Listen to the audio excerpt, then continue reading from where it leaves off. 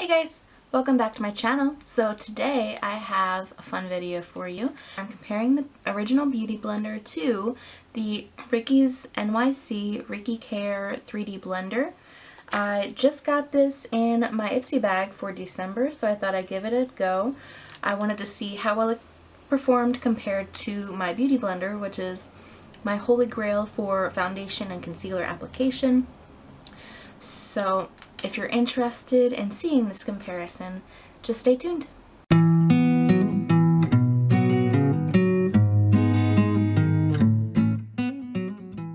So before I get started applying my foundation with both of the products today, this is the Beautyblender. I know it's dirty. I will be wetting and washing it. Just wanted to show you a comparison of the size between the Beautyblender and the 3D blender when they're dry. This is our Rickycare 3D blender that I got in my Ipsy bag, and this is my Beautyblender. It is dirty because I use it every day, but when I wet both of them, I will be washing both of them as well.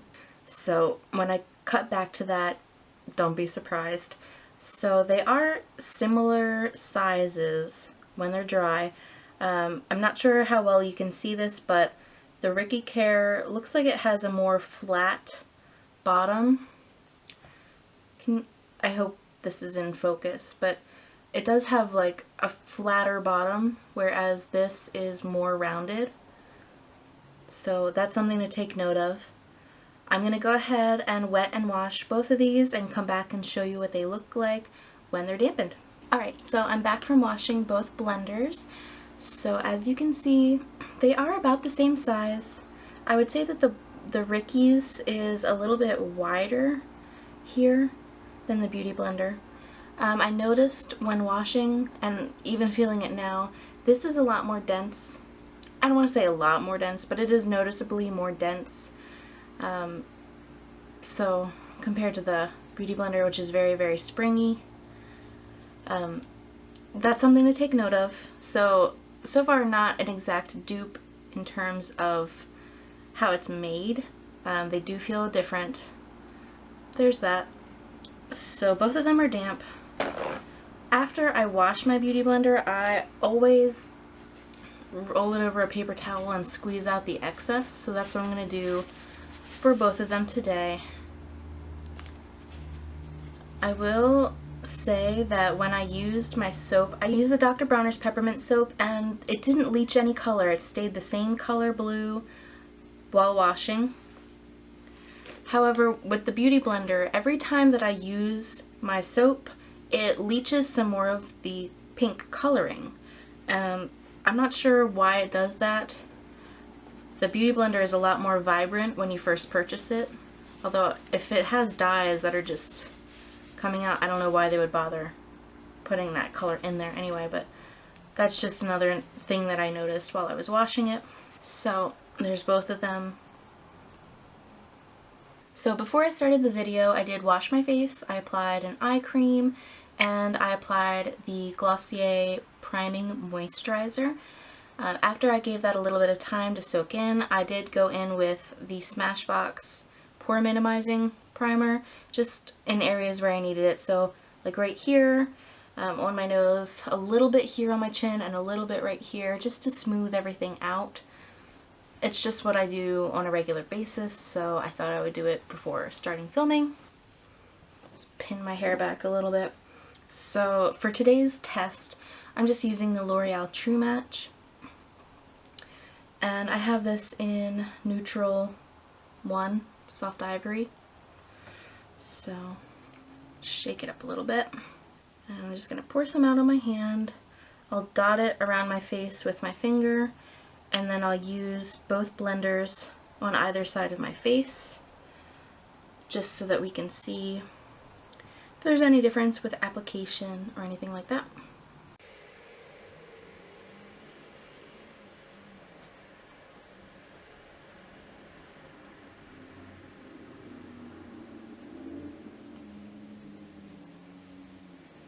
Alright, so I do have a little bit of excess.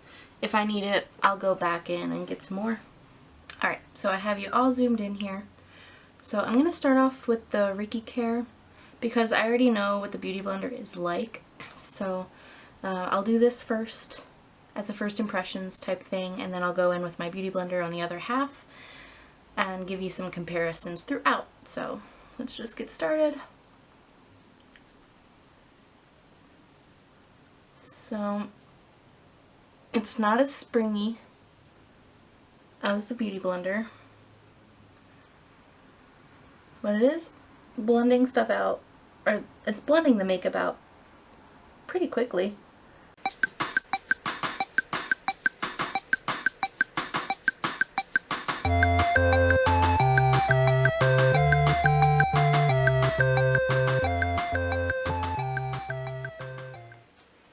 I feel like it's soaked up a fair amount of product, but I haven't used the L'Oreal True Match in a little while, so let's see compared to the Beautyblender.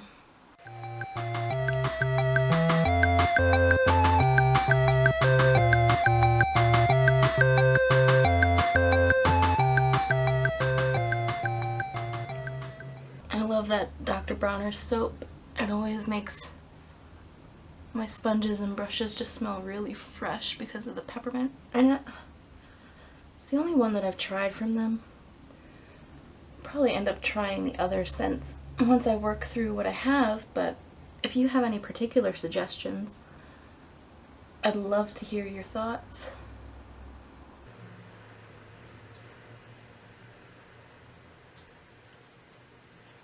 So, sorry if my mirror is in the way, but here are the two sponges.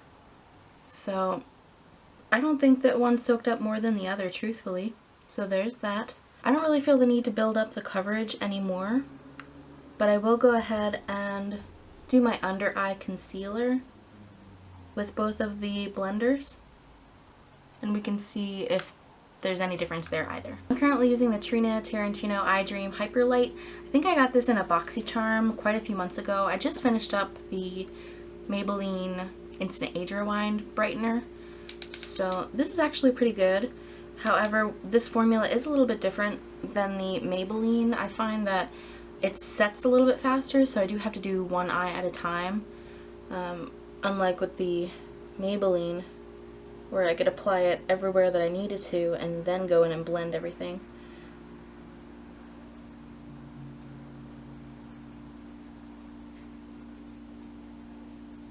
I will use the point of this blender this time.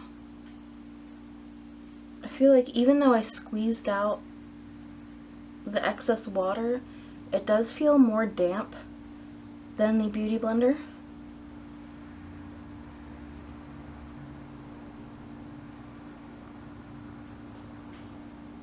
I think it's doing a pretty good job.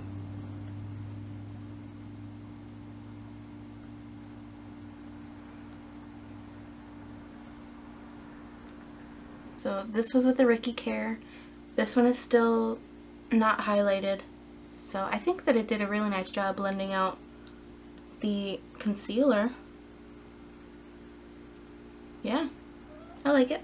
Now I'll go in with the product again.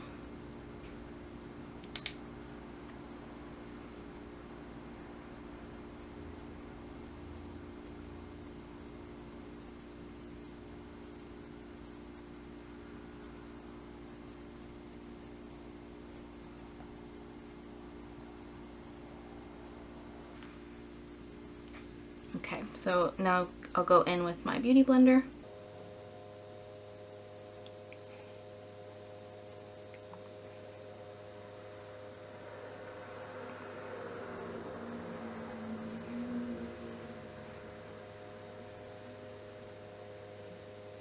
Every concealer that I have experienced does like gather in my little fine lines underneath my eyes.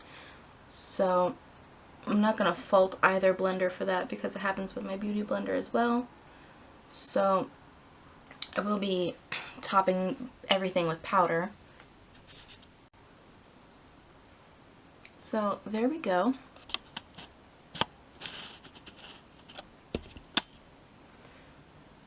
I think both sides look really, really good. I mean, I love my Beauty Blender, that's why I use it every day. But I think that the Rickycare worked just as well on first impression. I actually don't have as much creasing with the Rickycare as I do over here with the Beauty Blender.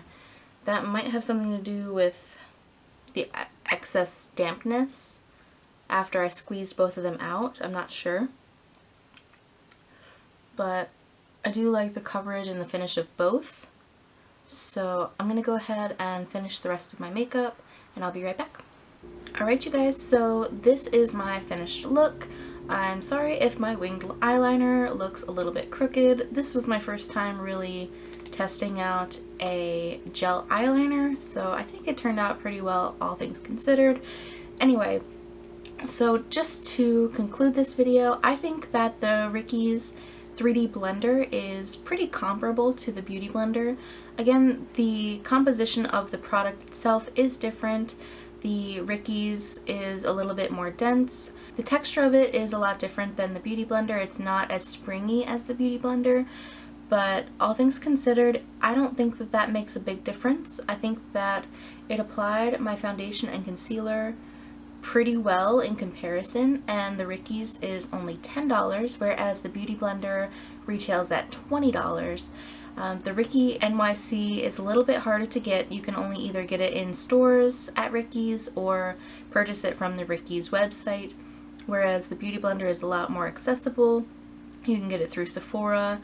I'm not sure if you can get it through Ulta, but you can also get it at birchbox.com and a ton of other websites. So that is one thing to consider, but if you're in the market for a makeup sponge and you're not willing to shell out the $20 for the Beauty Blender, I think that the Ricky's NYC 3D blender, very close contender to the Beauty Blender, so you can always just save yourself that $10 extra and just go for the Ricky's.